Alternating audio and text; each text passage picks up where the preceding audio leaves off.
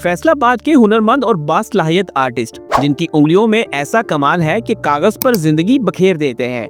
शानदार स्केच बनाने की महारत रखने के बावजूद ये फनकार हालात की मजबूरी के बाइस पेंचर की दुकान पर रोजगार कमाने पर मजबूर हैं। मुझे 25 साल हो गए हैं फैसलाबाद में आर्ट को जिंदा रखे हुए। फैसलाबाद कमिश्नर ऑफिस में मेरे हाथ के बने हुए पोर्ट्रेट जो ना वो डिस्प्ले हैं। इन्फो ब्रेक की वीडियोस देखने के लिए हमारा चैनल सब्सक्राइब कीजिए और बेल आइकन को क्लिक कीजिए ताकि आप हमारे आने वाली वीडियो से बाखबर रह सकें। इतना ज़बरदस्त किस्म का आर्ट आपके अंदर है और आज जो है वो पेंचर लगाकर अपनी ज़िंदगी बसर की जा रही है।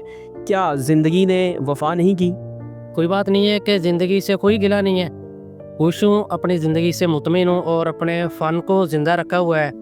ये भी अल्हम्दुलिल्लाह अल्लाह ताला का ख़ास करम है कि मेहनत करके जो है ना रोज़ी रोटी कमाते हैं, उसी से अपने शौक़ को भी ज़िंदा रखा हुआ है।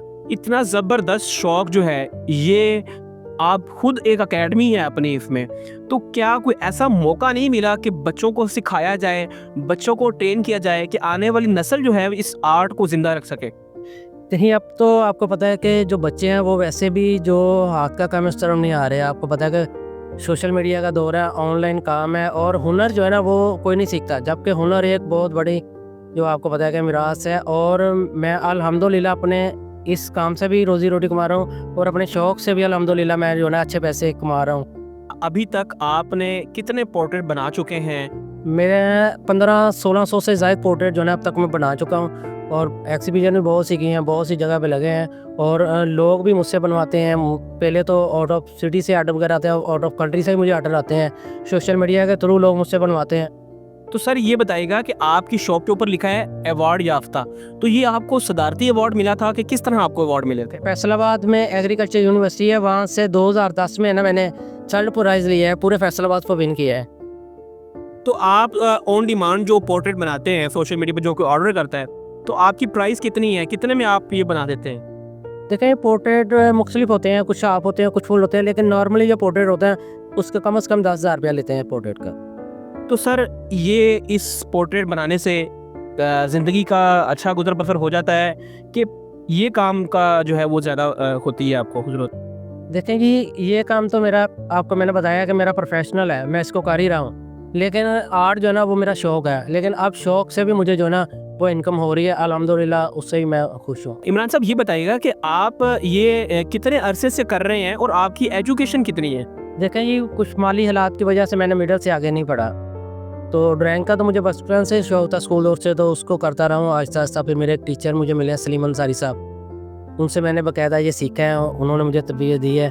और मुझे 25 साल हो गए फैसलाबाद में जो है ना आर्ट से वाबस्ता। बहुत सी एग्जीबिशनें भी की हैं, बहुत सी अहम जगह पे, कॉलेज में, यूनिवर्सिटी में, कमिश्नर ऑफिस में मेरे हाथ के बने हुए पोर्ट्रेट लगे हुए हैं। तो आर्ट कौंसल का क्या किरदार रहा? उन्होंने आपको सराहा, कोई जॉब देने की कोशिश की?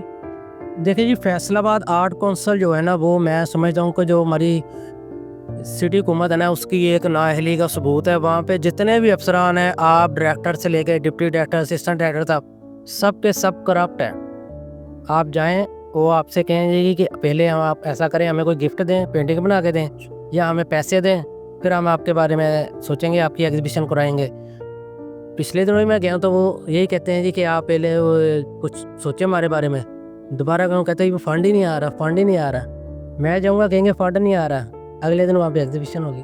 सर मैंने देखा है कि आपने मरियम नवाज शरीफ का बहुत ही प्यारा पोर्ट्रेट बनाया है और जो काबिल दीद है, और इनका ख्याल कैसे आया कि मैं इनका पोर्ट्रेट बनाऊँगा? देखें जी, ये आपने देखा होगा कि मेरे शॉप पे जितने भी पोर्ट्रेट हैं वो उन लोगों के हैं जिन्होंने इस मुल्क के लिए कुछ किया है, जो दुनिया से चले गए लेकिन आज भी उनका नाम जिंदा है। और मरियम नवाज भी अगर दुनिया से चली जाएंगे तो उनका नाम जिंदा रहेगा। वो मुल्क के लिए बहुत अच्छी कोशिश कर रही हैं, बड़ी एफर्ट की है जब से आए हैं, और बहुत से इदारे जो है ना वो अपना काम कर रहे हैं, लेकिन सिर्फ जो आर्ट कौंसल है वो अपने काम नहीं कर रहे। तो सर आखिर में आप क्या पैगाम देंगे जिनके पास हुनर है और वो किसी ना किसी वजह से जो है वो पीछे रह रहे हैं, माशरे में नाइंसाफ़ी हो रही है या टैलेंट की जो है कदर नहीं की जा रही, उस हवाले से कोई इज़हार ख्याल, कोई दुख तकलीफ़ हो तो? देखें जी, जब आपने कोई भी शो करना है ना, सबसे पहले उसके लिए आपके घर वाले आपको कहेंगे कि बेटा ये आप किस रास्ते पे हो।